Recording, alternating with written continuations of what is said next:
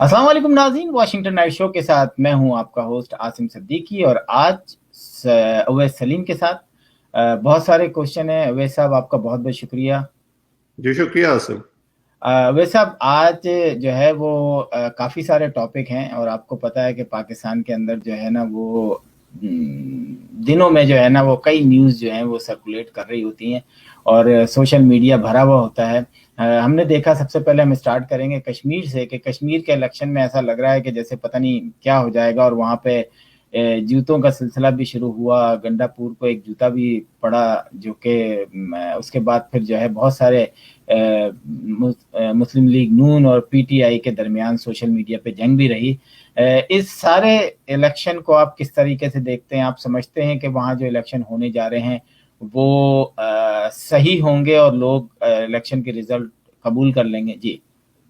आसिम देखें, जो आज़ाद कश्मीर का इस वक्त इलेक्टोरल कैंपेन चल रही है उसकी शक्ल बिल्कुल उस तरह की नज़र आ रही है जैसी गिलगित बल्तिस्तान में पिछले साल हमें नज़र आई थी, जब तीनों बड़ी जमातों ने वहाँ एक भरपूर मुहिम चलाई थी। और अमूमी तौर पर यह होता था पहले कि चाहे आज़ाद कश्मीर के इलेक्शन हो या गिलगित बल्तिस्तान के इलेक्शन हो या इवन ज़िमनी इंतखाबात हो पाकिस्तान के अंदर, उनमें इतनी गर्मजोशी देखने में नहीं आती थी। लेकिन अब इस वक्त क्योंकि पाकिस्तान के अंदर पॉलिटिक्स जो है वो बड़ी इंटेंस हो चुकी है, जो सियासी इख्तलाफात हैं वो ज़ाती नौइयत के बन चुके हैं, और नेले पे दैला मारने का एक सिलसिला जारी है जिसमें सोशल मीडिया का प्रोपेगेंडा भी शामिल है। तो उसकी वजह से तीनों जमातों की बहुत ज्यादा फोकस हो गया है पहले गिलगित बल्तिस्तान में और अब आज़ाद कश्मीर के इंतखाबात में। और उनके जो मीडिया विंग हैं वो भी उसी तरह से उसमें अपना किरदार अदा कर रहे हैं।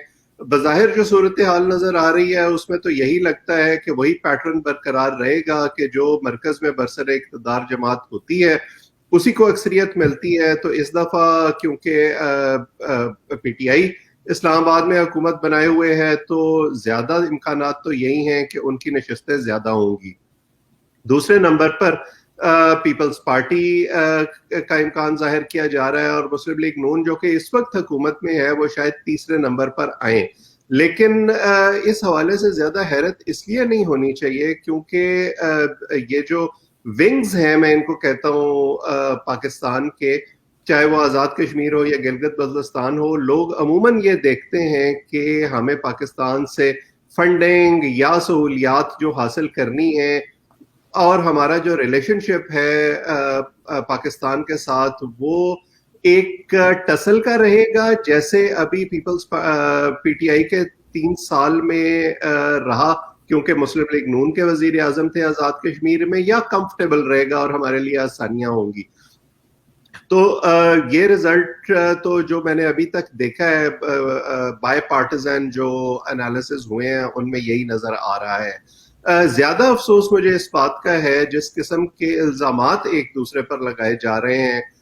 इंतखाबी मुहिम में कभी गद्दार करार दिया जा रहा है, कभी किसी और तरह के रकीक इल्जामात लगाए जा रहे हैं, और उन्हीं की एक रिफ्लेक्शन जो है वो आपको फिर नजर आती है जब आप अपने हामियों के जज्बात इस हद तक भड़का देते हैं। जैसे आपने कहा कि अली अमीन गंडापुर पर जूता उछाला गया और जो उनके मुखालफिन थे उन्होंने उसको सेलिब्रेट किया, जब इससे पहले नवाज शरीफ पर या उनके पार्टी के दीगर कायदीन पर जैसे एहसन इकबाल पर कुछ अरसा पहले जूता उछाला गया था तो उनके मुखालफिन इसको सेलिब्रेट करते थे।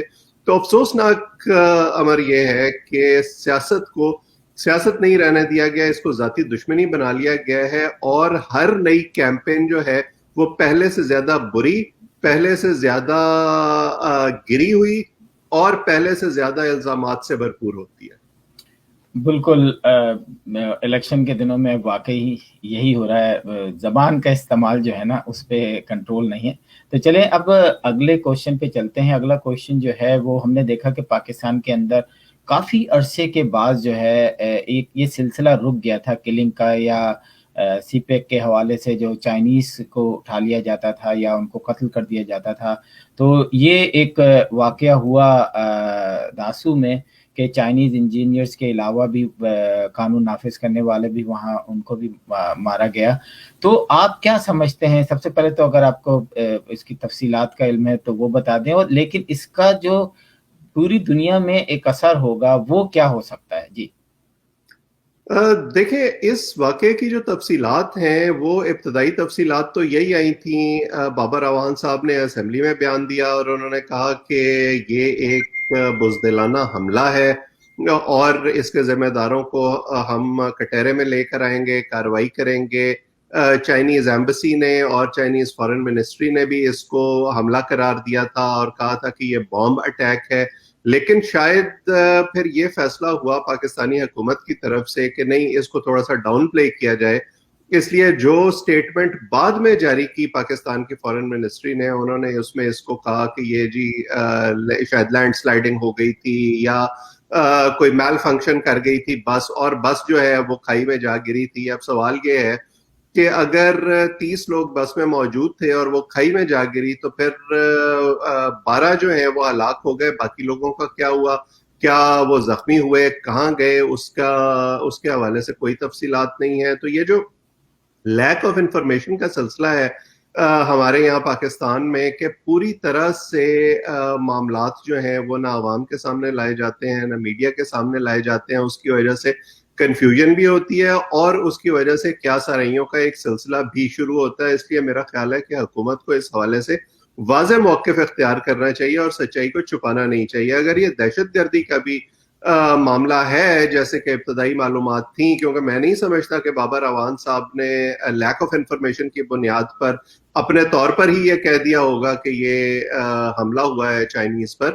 تو ہم دیکھ رہے ہیں پچھلے کچھ عرصے میں کوئٹہ میں, پشاور میں, ملک کے دوسرے حصوں میں ایک دہشت گردی کی نئی لہر آئی ہے, اور اس کا تعلق اگر ہمارے سیکیورٹی ادارے سی پیک سے جوڑتے ہیں تو مجھے کوئی شبہ نہیں ہے ان کی بات ماننے میں.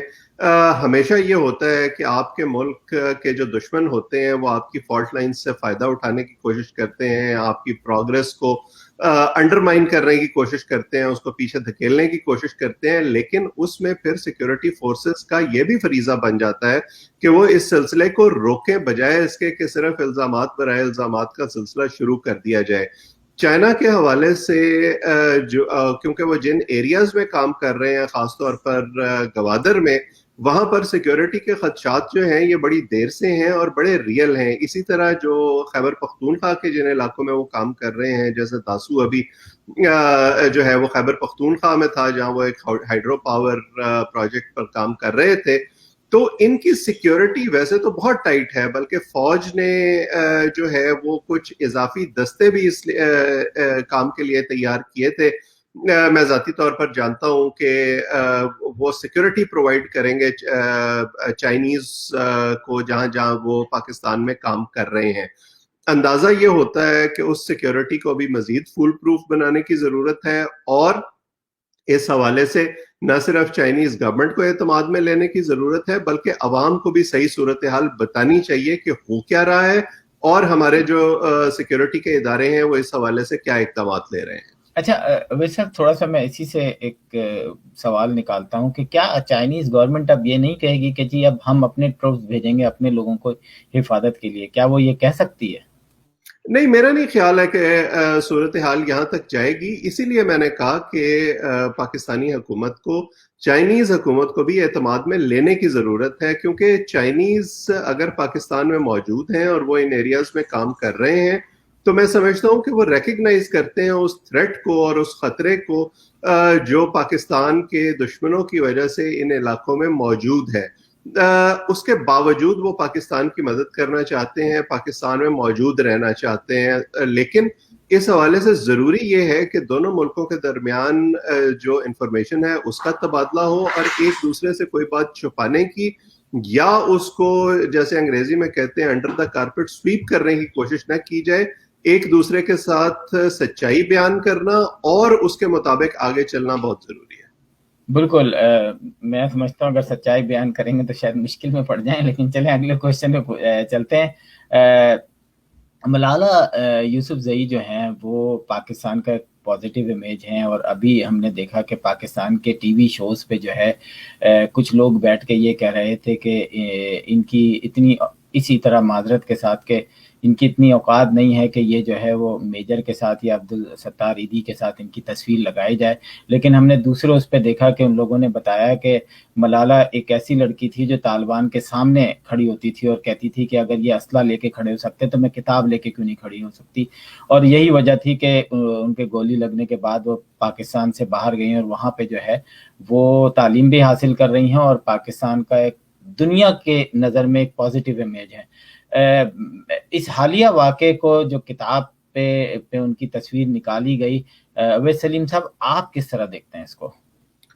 आज़म, ये बड़ा अफसोसनाक है और ये पाकिस्तानी माशरे में जो इनहेरेंट कॉन्ट्रडिक्शंस हैं उनको जाहिर करता है कि एक तरफ तो हम ये कहते हैं कि पाकिस्तान ने दहशतगर्दी के खिलाफ जंग में 70,000 जानों की कुर्बानी दी है, लेकिन उसके बावजूद इस वक्त हमारी हुकूमत और हमारे अवाम जो है वो बड़ी तादाद में सेलिब्रेट कर रहे हैं उन्हीं तालिबान की विक्ट्री को, और उनका ये ख्याल है कि तालिबान की हुकूमत अफगानिस्तान में आने के बाद पता नहीं कैसा इनकलाब आ जाएगा, जिसके बाद अफगानिस्तान में तो जो होगा सो होगा, शायद पाकिस्तान में भी एक ऐसा इनकलाब आएगा जिसके बाद पाकिस्तान कोई नई सुपर पावर बन जाएगा और दुनिया पाकिस्तान से डरना शुरू हो जाएगी। दूसरी तरफ एक ऐसी लड़की जो उन्हीं तालिबान के हाथों गोली का शिकार बनी और बड़ी मुश्किल से उसकी जान बची, उसको जो है विलन बनाकर पेश किया जाता है और उसके बारे में ये कहा जाता है कि वो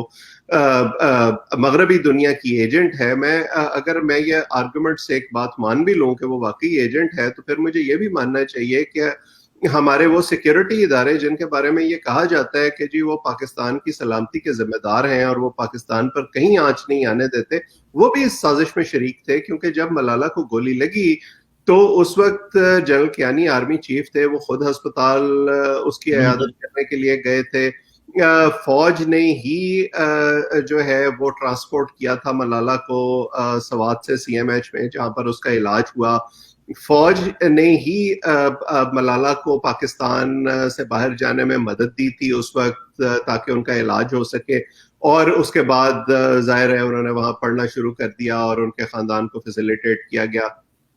तो लोग जो है वो पूरी पिक्चर को नहीं देखते, सिर्फ वो जो प्रोपेगेंडा उनके सामने पेश किया जाता है चंद मजमूम मकासद के लिए, उसको लेकर आगे चल पड़ते हैं।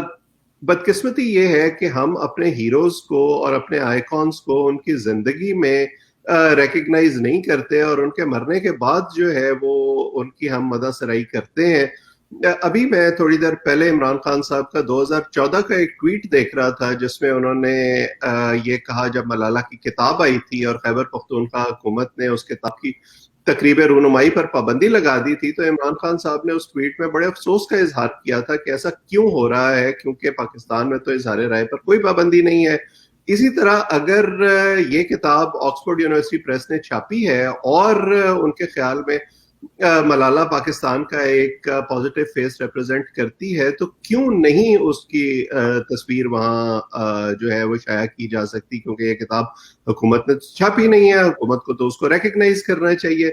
लेकिन जैसे मैंने शुरू में कहा था, अनफॉर्चुनेटली हम अपने पॉजिटिव फेस पर शर्मिंदा हैं, और वो फेस जिसकी वजह से पूरी दुनिया में हमारी लान तान होती है, हमारा ख्याल ये है कि वो चेहरा जो है वो हमारा बेहतरीन चेहरा है।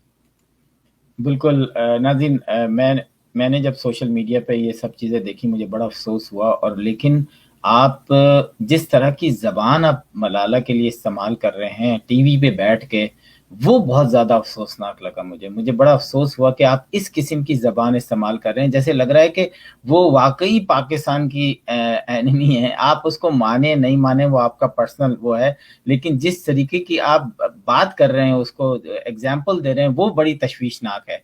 नाज़रीन, अब चलते हैं पाकिस्तान की तरफ। एक बहुत बड़ा स्कैंडल सामने आया रिंग रोड का, और उसकी अपडेट्स जो थी वो मिलना बंद हो गई। लेकिन मैं चाहूँगा कि आज अवैस सलीम साहब से जो है रिंग रोड की जो है अपडेट ली जाए कि वो कहाँ तक पहुँची है, क्या उस पर कुछ होने वाला लग रहा है आपको, या शायद उसको भी जो है वो मिट्टी के अंदर वो कहते हैं ना मट्टी डालो, तो मट्टी डाल दी गई है। जी अवैस साहब। आज़म ये बड़ा दिलचस्प है और लगता है कि मट्टी डालने का सिलसिला शुरू हो चुका है। जब ये रिंग रोड स्कैंडल सामने आया था और इमरान खान साहब ने इसकी तहकीकात का हुक्म दिया था तो बड़े शादियाने बजाए थे हुक्मरान जमात ने और उनके हामियों ने कि जी देखें कितनी ज़बरदस्त हुकूमत है कि वो अपने ही लोगों के खिलाफ कार्रवाई का हुक्म दे रही है। लेकिन उस वक्त जो इंडिपेंडेंट एनालिस्ट थे उन्होंने इस खदशे का इजहार किया था कि ये जिम्मेदारों को सजा देने के लिए नहीं या उनका तयन करने के लिए नहीं बल्कि उनको क्लीन चिट देने के लिए ये कार्रवाई की जा रही है और बज़ाहिर चीजें उसी तरफ जा रही हैं। अब जो साबिक कमिश्नर थे रावलपिंडी के उनको तो गिरफ्तार कर लिया गया है ये कह कर के उनकी जिम्मेदारी थी, लेकिन बाकी लोग जिनके नाम आ रहे थे खासतौर पर हुकूमती वज़रा जिनमें जुल्फी बुखारी थे या गुलाम सरवर खान थे उनको जो है उसमें से बिल्कुल क्लियर कर दिया गया है कि जी नहीं उनका कोई कसूर नहीं था।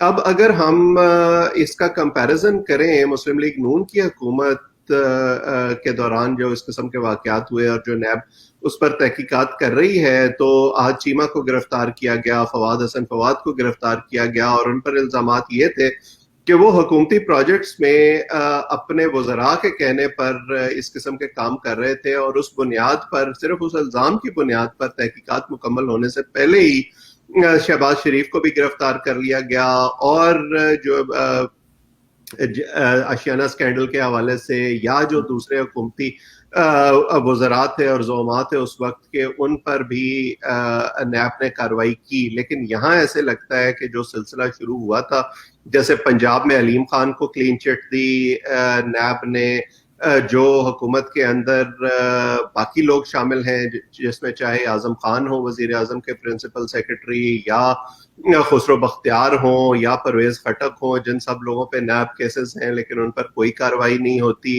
जुल्फी बुखारी को नैब के केसेस में इससे पहले क्लीन चिट दी जा चुकी है और अब ऐसे लग रहा है कि ये रिंग रोड स्कैंडल में भी अवाम की आंखों में धूल झोंकने का सिलसिला जारी है और उन्हें बिल्कुल उससे जो है जिम्मेदारी से बरी कर दिया जाएगा।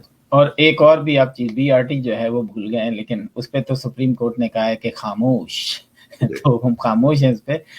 अब आते हैं पाकिस्तान के अंदर और अफगानिस्तान के अंदर जो हालात होने जा रहे हैं। हमने देखा कि मुख्तलिफ सोशल मीडिया फोरम पे हम सब तालिबान को जिस तरीके से पेश करने की कोशिश कर रहे हैं और तालिबान जो मतलब अपने एक बैठ कर हम कि जी तालिबान ये कर सकते हैं, अफगान हुकूमत ये कर सकती है, अमेरिका का ये वो है, तो एक ज़बरदस्त किस्म के तज्जिए आ रहे हैं। लेकिन जो फील्ड में क्या हो रहा है वो थोड़ा सा डिफरेंट नज़र आता है। मैं चाहूँगा कि जैसे कि अभी जो तालिबान ने मुख्तलिफ जगह पे कैप्चर, हमने लास्ट टाइम भी कहा था कि 1000 के करीब अफगान वो ताजिस्तान में उन्होंने पनाह ली। इसी तरह से अब चमन बॉर्डर पे हमने देखा कि उनका जो है कब्जा हो रहा है और हो चुका है। तो आप इसको किस तरीके से देखते हैं कि जो इनका विड्रॉल है वो क्या एंड निकल सकता है उसका? देखिए बज़ाहिर तो चीज़ें उसी तरफ जा रही हैं जो लोग एंटिसिपेट कर रहे थे कि जब अमेरिका और इत्तेहादी फौजें अफगानिस्तान से निकलेंगी तो इंफ्रास्ट्रक्चर भी कोलैप्स करेगा, जो सिक्योरिटी का एक पूरा सिस्टम वहाँ खड़ा किया गया था वो भी कोलैप्स करेगा और जो तालिबान है अफगानिस्तान में वो टेक ओवर कर लेंगे। तो बज़ाहिर तो चीज़ें उसी तरफ जा रही हैं। इंडिपेंडेंट रिपोर्टिंग जो है वो बहुत कम है अफगानिस्तान के अंदर से इस वक्त, लेकिन ज़्यादातर जो खबरें हैं वो उन क्लेम्स पर मुश्तमिल हैं जो तालिबान इस वक्त कर रहे हैं। लेकिन कोई ऐसी इस वक्त इंडिकेशन नज़र नहीं आती कि उन क्लेम्स को चैलेंज किया जा सके। अब जैसे जो स्पिन बुल्दक में चमन बॉर्डर की अफगान साइड पर जो उन्होंने चौकी पर कब्जा किया है उसमें भी पाकिस्तान जो पाकिस्तानी सहाफ़ी हैं जो मौजूद हैं उस एरिया में, उन्होंने जो रिपोर्टिंग की है उनके मुताबिक यही लगता है कि ये दुरुस्त है।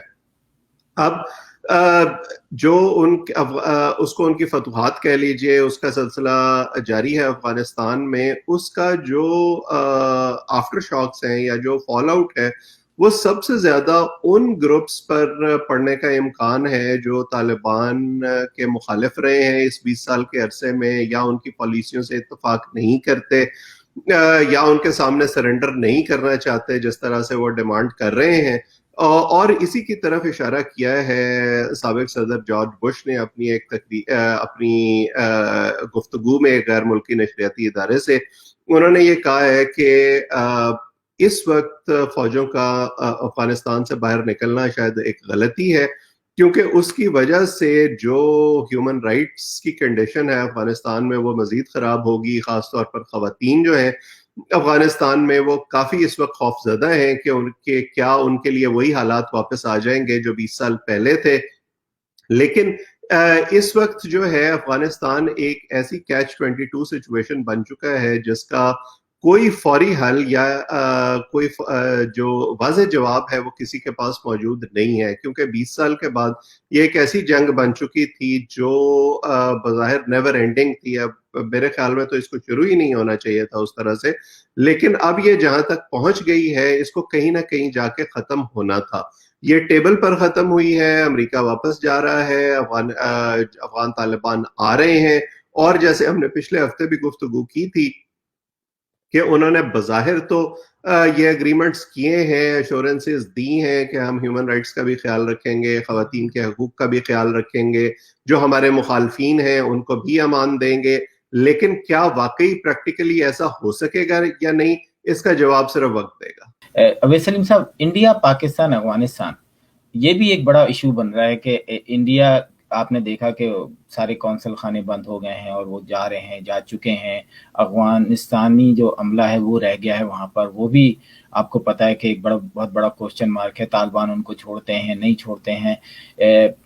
پاکستان جو ہے، افغانستان پاکستان میں تجارتی جو معاہدے ہوئے ہیں وہ انڈیا کو ایکسیپٹ نہیں کریں گے، ہرگز نہیں کریں گے. وہ آپ جلدی سے ذرا تھوڑا سا اس کا بتا دیں کہ کیا لگتا ہے آپ کو کہ پاکستان، افغانستان اور انڈیا مل کے افغانستان کی ترقی کے لیے کام کر سکتے ہیں؟ دیکھیں، یہ جو انخلا کا سلسلہ جاری ہے، جو بھارتی سفارت خانوں سے بھی عملے کے جانے کی خبریں ہیں، مجھے لگتا ہے یہ ٹیمپرری لل ہے. وہ شاید بدامنی کو اینٹیسپیٹ کر رہے ہیں اور اس کے نتیجے میں وہ اپنے لوگوں کو ایک محفوظ مقام پر پہنچانا چاہتے ہیں، اور جو بھی سچویشن بنے گی اس کے مطابق وہ اپنا آئندہ کا لائحہ عمل طے کریں گے. پاکستانی سفارت خانہ اور پاکستانی فارن منسٹری جو ہے وہ اپنا لائحہ عمل بنا رہی ہے. انہوں نے بھی کئی بار تشویش کا اظہار کیا ہے اس قسم کی خبروں پر. لیکن یہ کہنا کہ کیا پاکستان، بھارت اور افغانستان مل کر اس خطے میں امن کے لیے کوئی کردار ادا کر سکتے ہیں، میں ذاتی طور پر اس حوالے سے کوئی امید نہیں رکھتا. اگر ایسا ہو جائے تو بہت اچھی بات ہوگی، لیکن اس کے لیے اگر کوئی پلیئر کردار ادا کر سکتا ہے تو وہ چائنا ہوگا. کیونکہ اس وقت ہم نے دیکھا ہے کہ پاکستان اور بھارت 70 سال گزرنے کے باوجود اپنے ذاتی مسائل جو ہیں ان دونوں ملکوں کے، ان پر قابو نہیں پا سکے ہیں، ان سے آگے نہیں بڑھ پائے ہیں، جس کی وجہ سے دونوں ملکوں کو میں نہ صرف سیاحت نہیں بڑھ سکی، جو اکنامک پوٹینشیل تھا بالکل. پوری طرح سے یہ ٹیپ نہیں کر پائے. تو دو طرفہ معاملات سے آگے بڑھ کر یہ ایک تیسرے ملک میں امن کے لیے کوششیں کریں گے. مجھے اس حوالے سے کوئی حوصلہ افزا صورتحال نظر نہیں آتی.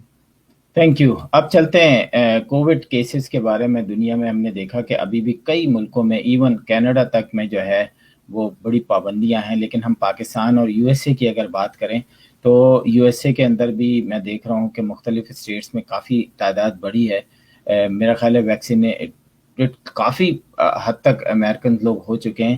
لیکن پاکستان کے اندر ہم نے دیکھا کہ کافی فلائٹیں وغیرہ بھی کینسل ہوئی ہیں. بہت سارے لوگ امریکہ سے جانا چاہتے ہیں لیکن ان کو منع کر دیا گیا ہے، فلائٹس بند ہیں. کوئی جو ہے تجزیہ دیں کہ آپ کیسا دیکھتے ہیں کہ یہ کرونا اور بڑھے گا، سنبھلے گا، یا ایسے ہی ابھی 1-2 سال چلیں گے؟ جی دیکھیں، ابھی تو جو سچویشن ہے it is for from over. لوگوں نے یہ سمجھ لیا ہے کہ شاید کرونا ختم ہو گیا ہے اور ویکسینیشن کا پروسیس جو ہے وہ چل رہا ہے، تو اس کی وجہ سے صورتحال بہتر ہو جائے گی. اگر آپ پاکستان میں دیکھیں تو چند دن پہلے کی یہ خبر تھی کہ 1% لوگوں کی ویکسینیشن ہوئی ہے، یعنی ابھی تک بھی وہ لیس دین 2% ہوگا. امریکہ میں بھی جو ویکسینیشن ہے وہ شاید 50% سے زیادہ ہو چکی ہے، لیکن سب لوگوں کو ابھی ویکسینیٹ نہیں کیا گیا.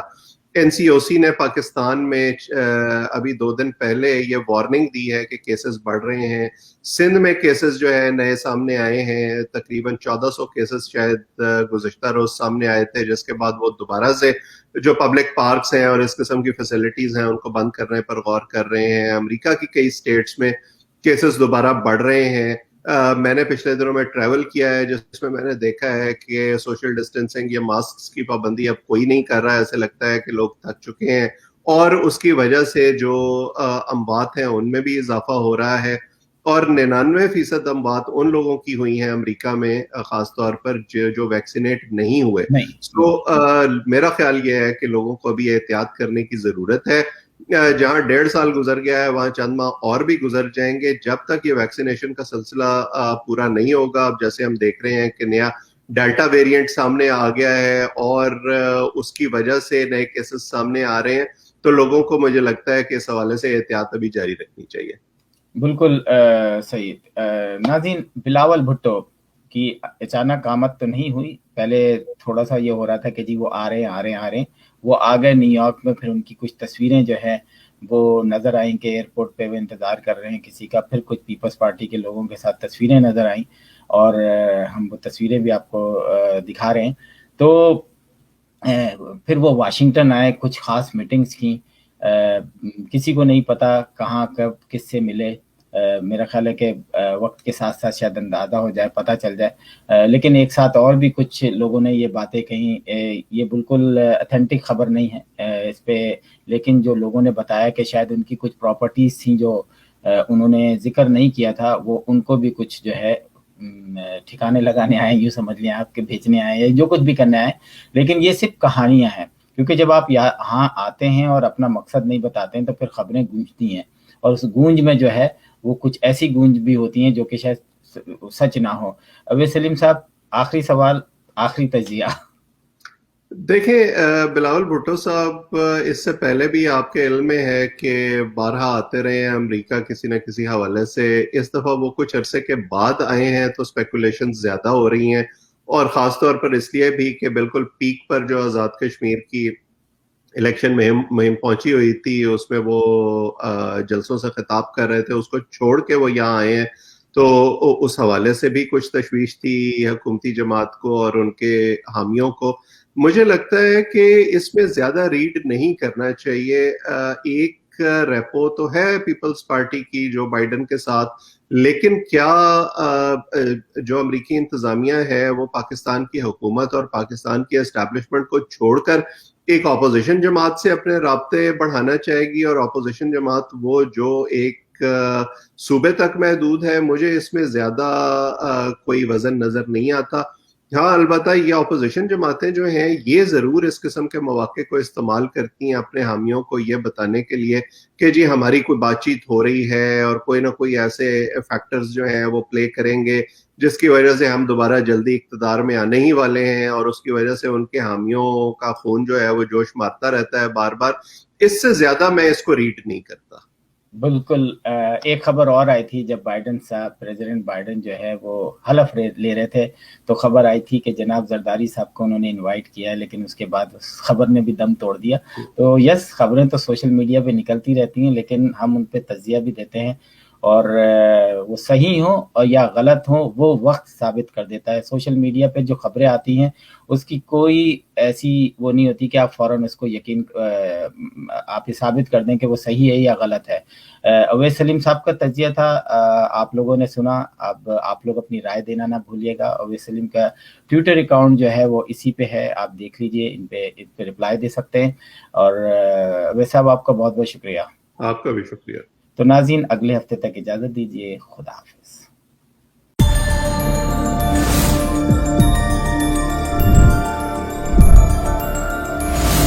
You are watching Capital TV Washington,